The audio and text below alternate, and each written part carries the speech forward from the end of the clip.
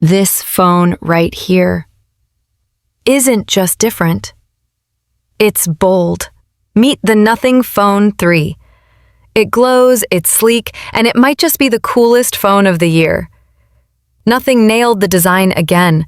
Transparent back, those iconic Glyph lights, now smarter than ever. You can customize them for calls, texts, even app notifications. Plus, the 6.7-inch OLED display, super sharp, crazy smooth at 120 Hz, and bright enough for sunny days. Inside, you've got Snapdragon 8S Gen 3 or latest chip with up to 16 gigabytes of RAM. Translation? Fast. Whether you're gaming, scrolling, or editing. And the battery? Easily lasts a full day with fast charging and wireless charging too. Dual cameras, yep, still 2 lenses, but don't underestimate them. Crisp shots in daylight, solid low-light photos, and smooth 4K video.